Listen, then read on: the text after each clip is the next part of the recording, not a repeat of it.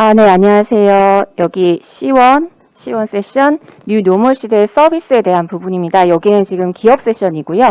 한글과 컴퓨터에서 지금 하고 있는 것들에 대한 뉴 노멀 시대의 서비스에 대해서 좀 얘기를 할 겁니다. 그래서 지금 뉴 노멀 시대에서 지금 많이 얘기되고 있는 것들을 보면 뭐 비대면, 방역, 그리고 뭐 온라인 교육, 그리고 뭐 협업 이런 얘기들이 있습니다. 여기서 주요 언급되고 있는 키워드들에 대한 이제 한글과 컴퓨터 기업에서 지금 어떻게 어프로치 하고 있는지에 대해서 이제 한 네 가지로 이제 발표를 좀 진행을 해보겠습니다. 첫 번째로는 웹오피스 지능형 검색 및 협업 사용 신뢰에 대해서 이제 김세원님께서 이제 발표를 하실 거고요. 이제 지금 총 100분 정도 해서 네 가지 지금 주제로 저희가 얘기를 할 거라 약 25분씩 해서 진행을 하고 중간에 이제 끝나고 나서 질문도 받고 그렇게 진행을 하겠습니다. 예, 그러면 김세원 님께서 예, 한글 컴퓨터의 개발자님께서 한번 소개를 해 주시죠. 협업에 대해서.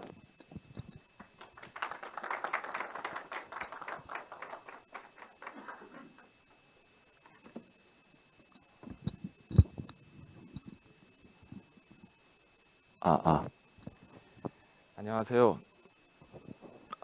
안녕하세요. 뉴노멀 시대의 서비스 웹오피스 지능형 검색 및 협업 사용 신뢰를 발표하게 된 한글과 컴퓨터의 김세원입니다. 반갑습니다. 우선 제가 설명드릴 목차는 포스트 코로나 시대와 한컴 오피스 웹의 간단한 소개와 그리고 그 기술 안에 들어가 있는 두 가지 중요 기술인 지능형 검색 기술과 실시간 동시 편집 기술에 대해서 간략하게 설명드리도록 하겠습니다. 우선 코로나가 창궐한 이후에 비대면 시대의 업무 변화는 급속도로 이루어지고 있습니다. 뭐 다들 아시겠지만 오피스에서 재택으로 근무 환경이 변화하고 있으며 이를 위해서 언제 어디서든 업무가 가능한 환경 그리고 보다 더해서 이제 협업이 가장 중요한 화두로 떠올랐는데요. 많은 서비스들이 협업 툴 서비스를 진행할 수 있도록 활성화되고 있습니다. 화상이라든지 메신저, 스케줄, 그리고 문서 작업 등 여러 협업 서비스들이 비대면 재택근무 환경을 위해서 제공이 되고 있고요. 저희 한컴 웹오피스는 여기에서 이제 문서 작업이죠. 웹 브라우저와 인터넷만 있으면 사용자들이 실시간 문서 협업을 보안을 통해 안전하게 언제 어디서나 문서 협업을 사용할 수 있도록 서비스를 제공하고 있습니다. 예, 한컴 웹오피스는 2016년도부터죠. 예, 아마존 AWS의 서비스가 제공이 되고 있었고요. 내부 서비스로는 이제 워드, 셀, 엑셀이죠. 그리고 한쇼, PPT, 그리고 한글까지 이 4개의 어플리케이션이 실시간 동시 편집을 지원하고 있습니다. 네, 간단히 저희 제품에 대해서 설명을 좀 드렸고요. 이 지능형 검색 웹 오피스에 들어가는 주요 기술 중에 이제 지능형 검색 기술에 대해서 간략하게 설명을 드리도록 하겠습니다. 우선 개요를 보시면 현재 그 문서 스토리지에 있는 그 데이터를 색인하고 검색하고 활용하는 수준은 제목이나 작성자 수준의 데이터를 가지고 색인을 진행을 하기 때문에 사용자가 자료를 찾는 데 있어 가지고 저장된 자료의 활용도가 굉장히 낮은 편입니다. 이를 지능형 검색 엔진은 색인하고자 하는 그 데이터들을 좀 더 풍성하게 변화를 시키는 거죠. 문서의 내용이나 종류, 그리고 제목, 작성자, 서식, 그리고 컨텐츠에서 제공하는 색인 가능한 모든 데이터들을 AI 검색 엔진을 활용할 수 있도록 문서를 자료화합니다. 그리고 이는 자료화된 이제 색인을 통해서 필요한 문서를 추천해 줄 수 있는 개선 사항으로 거듭나게 되는 거죠. 신규 문서를 작성하거나 연관 문서를 참조하거나 저장된 문서를 열람할 때 기존에 제목이나 작성자 수준으로 검색을 진행을 했다고 하면 훨씬 더 검색 정확도나 유사도가 향상이 돼서 저장된 자료의 활용도를 높이 서비스로 거듭납니다. 요약하자면 이제 스토리지에 저장된 수많은 문서를 AI 엔진을 통해 분석하고 이 분석된 검색을 통해 유사도가 높은 문서가 추천이 되는 기술이라고 보시면 될 것 같습니다. 그러면 이제 일반 검색을 통해서 지능형 검색과 어떤 차이점이 있는지 잠시 살펴보면요. 물론 컨텐츠가 어떠냐에 따라서 지금 보이시는 이 시스템 구성도가 달라질 수는 있습니다. 지금 이 구성도는 문서에 관련된 그냥 일반적인 시스템 구성도라고 보시면 될 것 같고요. 이 문서 스토리지는 문서가 저장된 공간이라고 보시면 될 것 같습니다. 각각의 어떤 개별 문서들이 저장되어 있는 그 시스템 안에서 그 모든 데이터들을 형태소 분석과 일반적인 데이터 처리를 통해서 검색이 가능하도록 인덱스 DB로 저장을 하게 됩니다. 그러면 사용자가 질의를 던졌을 때 검색 엔진은 그 질의의 의도를 분석을 하고 그리고 유사도나 시간 순으로 정렬을 해서 사용자에게 훨씬 더 가치 있는 데이터를 정렬해서 보여주게 되는데요. 여기 보시면은 이제 중요한 부분이 유사도하고 시간 순에 대한 랭킹입니다. 근데 시간 순에 대한 랭킹은 일반적으로 시간이 최신 순위냐 과거 순위냐에 대한 일반적인 과정을 거치면 되기 때문에 기술적으로는 그다지 어려운 편은 아닙니다. 그러면 이제 일반 검색에 사용되는 키워드에 대한 유사도 측정은 어떤 식으로 진행되는지 살펴보면요. 기술이 어떻게 적용되는지 살펴보면 우선은 유사도 측정을 위해서 기본적으로 쓰이는 문서 데이터 처리는 여러 가지가 있습니다. 여러 가지가 있는데 몇 가지를 추려서 설명을 드리면 가장 기본적인 게 카운트 팩터라이저라고 하는 문서 내 키워드에 등장하는 이제 빈도를 벡터화 시키는 겁니다. 예를 들어서 총 10개의 문서가 있는데 그 중에 한글과 컴퓨터라는 키워드가 A와 B 문서에 존재를 하고 A 문서에는 5개의 키워드가 존재하고 B 문서에는 10개의 키워드가 존재를 한다고 하면은 이 5와 10에 대한 빈도에 대해서 벡터화를 시키는 거죠. 그 일반적인 카운트 팩터라이저는 굉장히 단순하다고 보면 TF, IDF 팩터라이저는 위에 이제 TF는 이제 텀 프리퀀시인데 이거는 위에 앞서 설명드렸던 카운트 팩터라이저하고 거의 동일하다고 보시면 될 것 같습니다. 그리고 이제 독특한 게 이제 DF인데요. 키워드가 포함된 문서의 빈도입니다. 총 아까 설명드렸던 10개의 문서에서 한글과 컴퓨터는 2개의 문서에 존재한다는 거죠. 그러면 이제 IDF로 구할 수가 있는데 IDF는 방금 말씀드렸던 DF의 역수가 되는 거고요. TF IDF 팩터라이저를 하기 위해서 TF IDF의 값은 이제 위에 설명드렸던 TF와 IDF의 곱한 결과라고 보시면 될 것 같습니다. 설명을 이렇게 드리니까 좀 어려운데요. 간단하게 조금 쉽게 설명을 하면 맨 아래에 있는 내용처럼 문서 내에 키워드가 많이 분포되어 있고 이 키워드가 다른 문서에는 적게 사용됐을 때 유니크할수록 더 가치 있는 데이터이고 사용자가 원하는 데이터다 문서다라고 판단을 할 수 있는 거죠. 이런 데이터 처리만 거쳐서 검색 엔진이 훌륭하게 뭐 동작을 하느냐 그렇게는 볼 수 없고요. 각각의 어떤 컨텐츠가 어떤 컨텐츠냐에 따라서 검색 엔진을 튜닝을 하게 되는데 그럴 때 쓰이는 것들이 이제 여러 가지 알고리즘들을 적용을 해서 쓰이게 됩니다. 뭐 대표적인 것들로 자카드라든지 코사인 유사도, 뭐 유클리디언, 맨하탄 시밀러리티라고 하는 이런 측정 알고리즘들이 존재하고요. 여기서 뭐 다 설명을 드리기에는 어려운 부분이니까 뭐 필요하시면 관련된 내용을 참조하시기 바랍니다. 그러면 지금 제가 이때까지 이제 일반 검색 시스템에 대해서 간략하게 설명을 드렸고요. 지능형 검색 시스템은 일반 검색 시스템과 어떻게 다르냐를 이제 설명을 드려야 되는데요. 지능형 검색 시스템은 말 그대로 이제 지능형이 들어간 거죠. AI라고 할 수 있는.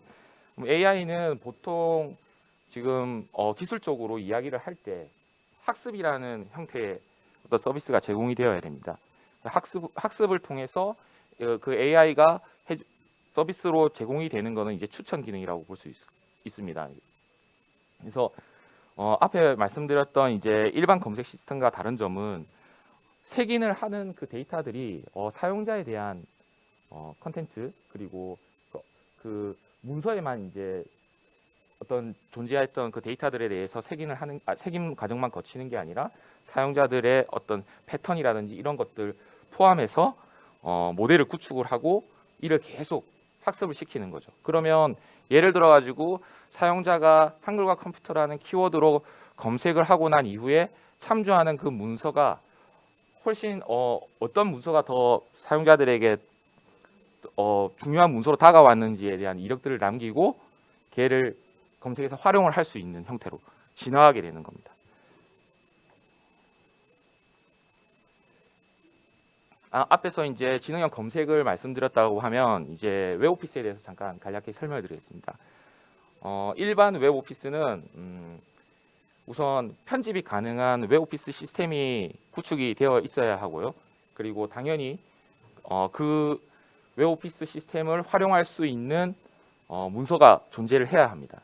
그래서 이제 문서 스토리지에서 사용자가 문서를 꺼내서 걔를 편집을 하겠다는 신호를 보냈을 때 그 문서가 웹오피스 시스템과 연동이 되어서 편집이 가능하고 편집된 이후에 다시 그 사용자가 웹오피스 시스템을 통해서 문서 스토리지로 편집된 내용 자체를 저장하는 그까지 일련의 과정을 거치게 되는데요. 그때 이제 중간에 API를 연동하고 처리할 수 있는 어댑터라는 미들웨어가 이제 존재를 하게 되는 겁니다.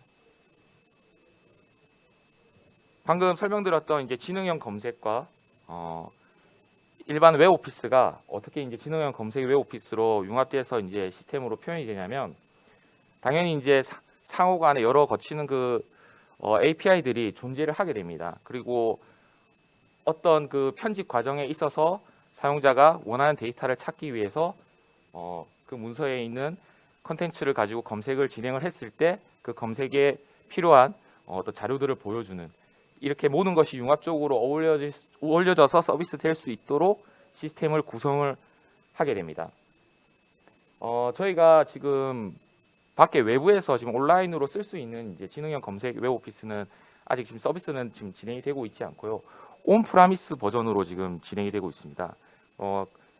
아무래도 이제 그 컨텐츠 자체가 공개되기를 꺼려하는 데이터들까지 다 검색 색인이나 사용자들의 어떤 동의를 다 구해야 되기 때문에 아직 활성화되지는 않았지만 정부 부처나 기업들에서 사용을 진행을 하고 있고요.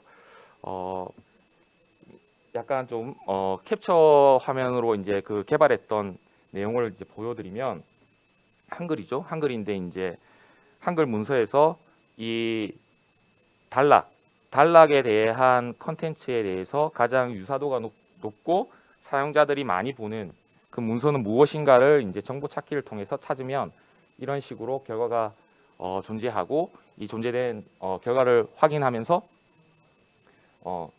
문서 작업을 보다 더 자유롭게 진행을 할 수 있는 겁니다. 네, 죄송합니다. 좀 떨려가지고요. 네. 첫 번째 이제 지능형 검색에 대해서 말씀을 드렸다면 이제 두 번째로 실시간 동시 편집 기술에 대해서 이제 설명을 드릴 텐데요. 실시간 동시 편집을 설명하기 이전에 이제 과거에 이제 문서 협업 방식은 어땠는지를 한번 살펴보겠습니다. 첫 번째로 이제 회의 방식이죠. 지금은 이제 비난을 받을 수 있는 어떤 한 공간을 설정해 놓고 관련자들을 소집하고 그렇게 이렇게 논의해서 내용을 한 명이 정리를 하고 작성을 하는 형태입니다. 근데 이게 이제 물리적 제약도 크고요. 집중력 저하도 있는 그런 단점들이 있죠. 그리고 두 번째로 양식을 배포하고 그 이후에 취합하는 방식입니다. 양식을 배포해서 여러 사람이 이제 작성을 하는 거죠.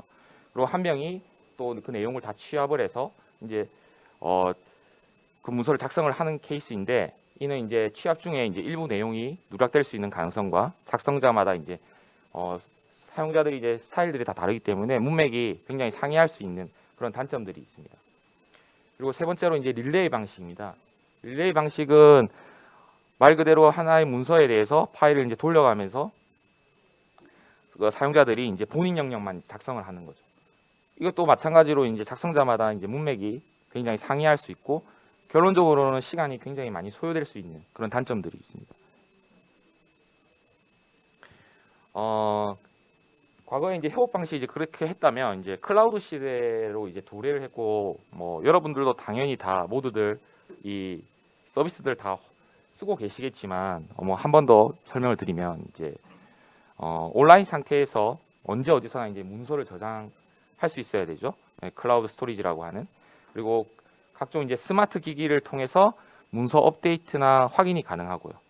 뭐 다들 뭐 쓰시고 있는 서비스이시겠지만 이제 드랍박스라든지 엔드라이브라든지 구글 드라이브 등이 이제 굉장히 이런 서비스로 이제 부합되어 있는 형태입니다. 그러면 이제 이런 클라우드 시대의 스토리지만 있을 때 이 공유된 아시겠지만 스토리지 자체에서 문서를 공유하는 건 가능하거든요. 근데 이 공유된 문서에서 이제 동시 협업이 가능할까를 이제 물어보면은 협업은 가능하지만 실시간 동시 편집까지는 진행이 되지 않는다라는 게 결론입니다. 왜냐하면 우선 그 편집 자체를 기본적으로 구성을 할 때 협업을 지원하지 동시 실시간 공동 편집을 지원하지 않으면 그 기능 자체를 쓸 수 없는 상태이거든요. 그러면 그 문서 협업 방식은 이제 협업은 가능하지만 방금 말씀드렸듯이 이제 동시 협업에 대한 이슈는 있는 거죠. 클라우드 시대에 이제 문서 협업 방식의 첫 번째가 이제 락킹을 걸고 이제 문서를 편집하는 가장 일반적인 기술적 난이도는 그렇게 높지 않습니다.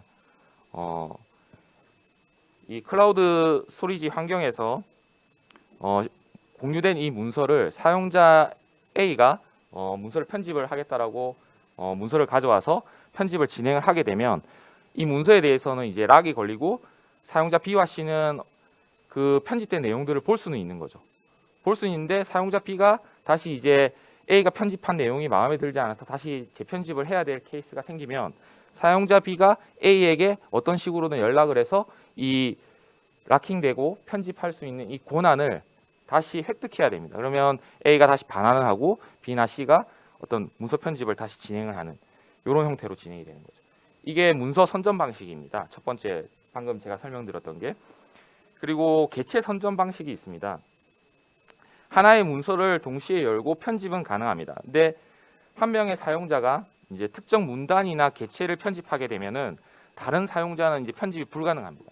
예를 들어 한 단어에 대해서 여러 명이 같이 편집을 하고 싶다라고 했을 때 이게 불가능하게 되는 거죠. 기존에는 이제 문서에 대한 선점이 있었다면 이 부분은 이제 개체에 대한 선점이 있는 거라고 보시면 될 것 같습니다. 그리고 마지막으로 이제 이게 실시간으로 동시 편집이 가능한 방식인데요. 충돌 보정 방식입니다. 하나의 문서를 이제 동시에 열고 당연히 편집이 가능해야 될 거고요. 그리고 동일한 문단이나 개체를 동시에 편집이 가능합니다. 아까 말씀드렸던 앞에 이번에 개체 선점 방식은 이 부분이 안 되지만 충돌 보정 방식은 이 부분도 같이 가능하다는 거죠. 그럼 충돌 보정 방식은 무엇이냐? OT라고 하는데요. 오퍼레이션 트랜스포메이션. 협업 소프트웨어 시스템을 위한 기술이라고 보시면 될 것 같습니다. 굉장히 좀 자주 쓰지 않는 용어이기 때문에 약간 생소할 수도 있는데요. 사용자 A가 편집 액션 가를 보내고 사용자 B가 편집 액션 나를 보낸 케이스를 보면 이제 OT 엔진 방금 말씀드렸던 이제 OT가 기술화되어 있는 모습이라고 보시면 될 것 같습니다. OT 엔진에서 편집 액션을 가와 나를 수신을 하게 됩니다. 수신을 하고 나서 아무런 보정 없이 사용자 A와 B에게 다시 보내게 되면 이건 충돌 보정이 되지 않는 거죠. 요 뒤에 다시 설명을 드리겠지만 그러면 사용자 A에게는 OT 엔진이 편집 액션 나 다시라고 하는 거를 충돌 보정을 한 이후에 브로드캐스팅을 해야 되고 사용자 B에게는 편집 액션 가에 대해서 가 다시라고 하는 내용으로 브로드캐스팅을 해야만 둘 다 같은 결과를 볼 수 있게 되는 케이스입니다. 조금 간단하게 실예를 들어서 한번 설명을 드리면요. 사용자 AB가 ABC라는 단어에 대해서 공동으로 문서 편집을 이제 진행을 한다고 했을 때 사용자 A는 첫 번째 인덱스죠. 0이면 이제 0에 이제 X를 집어넣고 사용자 B는 맨 마지막에 있는 ABC에서 두 번째 인덱스에 있는 C를 지우려고 할 때 사용자 A가 X를 집어넣고 사용자 B가 두 번째 인덱스에 있는 C를 지우라는 명령어를 그대로 받게 되면은 두 번째 있는 값은 B이기 때문에 올바르지 못한 값으로 표현이 되는 거죠. 그러면 여기에서 OT 엔진이 적용이 되어서 오퍼레이션 2에 대한 그 변형 작업 TP를 거쳐가지고 세 번째 있는 C를 지워라라고 결과값을 저장을 해서 보정을 한 이후에 이제 보여줘야만이 A 사용자와 B 사용자는 같은 XAB라는 결과값을 보게 되는 이렇게 진행이 될 수 있는 걸 지원을 하는 게 이제 OT 보정 기술이 충돌 보정 기술이라고 할 수 있습니다. 네, 저희 그 시스템에서 이제 기본적으로 구현한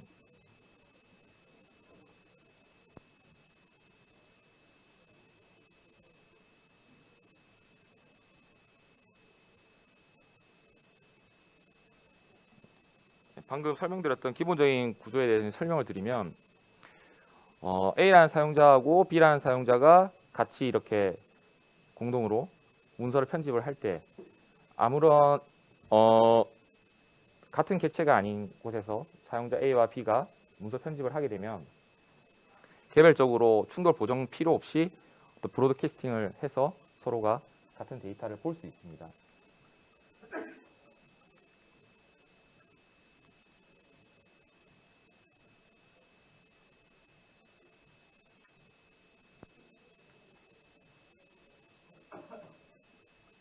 근데 이제 A, B, C, D, E, F, G, H 안에 가라는 기억이라고 하는 값을 넣었을 때 그리고 사용자 P는 가운데 값인 G를 지우게 될 때 아까 말씀드렸던 ABC에서 XAB라는 결과값을 표현하기 위해서 구현된 기술이 여기서 동일하게 이렇게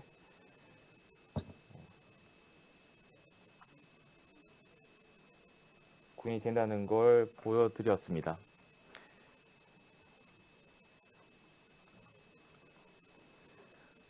그러면 이제 방금 말씀드렸던 이제 오퍼레이션 트랜스포메이션의 속성과 수준을 잠깐 살펴보면요.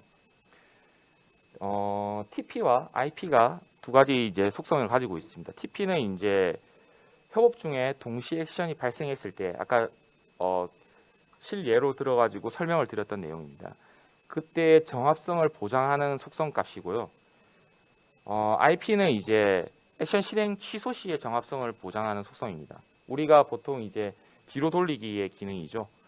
근데 고수준이라고 지금 이제 표현이 되는 게 이제 TP1과 TP2의 차이는 이제 두 명의 정합성을 보장하냐, 세 명의 정합성을 보장하냐. 그리고 IP도 마찬가지로 한 명의 편집 실행 취소와 그리고 두 명의 취소, 두 명이 동시 편집하는 한 명이 실행을 취소했을 때 이 모든 수준은 당연히 구현 자체가 갈수록 어려워지는 건 맞습니다. 이 방금 보여드렸던 그 속성값을 처리하기 위한 기술들, 알고리즘들이 굉장히 많이 나와 있는데요. 여기 보시면 이제 구글 웨이브도 이제 나와 있고요.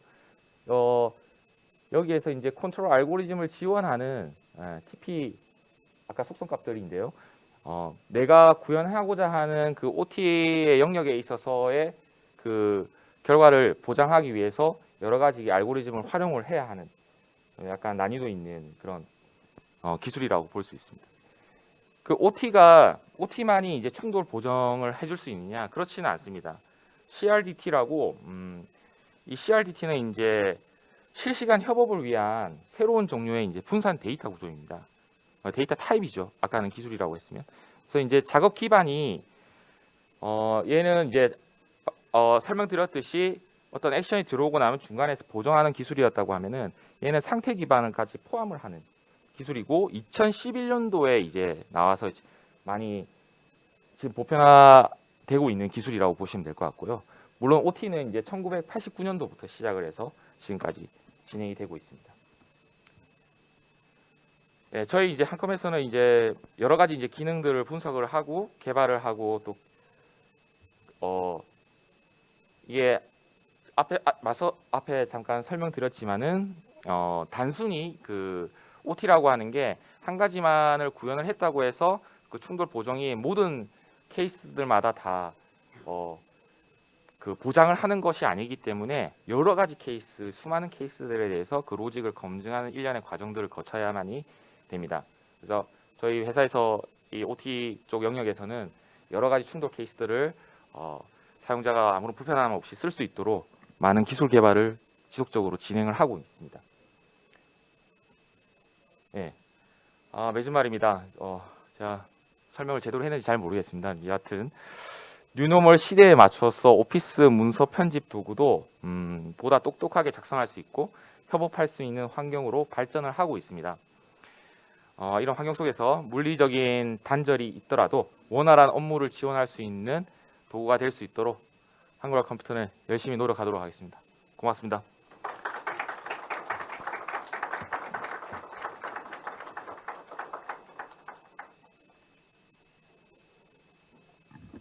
너무 떨려서 막 들어가 버리시네요. 질의응답 안 하실 거예요.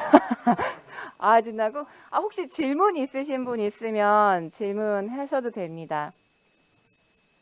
특별히 없으신가요? 워낙 설명을 잘하셨죠. 그래서 지금 한글 컴퓨터에서 대부분 한글만 알고 계시는데 지금 클라우드에서 활용이 가능한 웹오피스가 개발이 되어 있고 협업에서 지금 이 시대가 원하는 그런 협업 툴로서 좋은 솔루션이다, 툴이다라고 말씀드릴 수 있고 개발자라서 그런지 자랑을 안 하시네요. 저희가 아마존에 지금 현재 국내에서만 이제 잘하는 한컴이 아니라 지금 해외에서 아마존 클라우드에 저희 웹오피스가 올라가서 지금 다양한 해외 사용자들이 지금 실제 사용을 하고 있습니다. 그래서 그거를 마지막으로 말씀드리고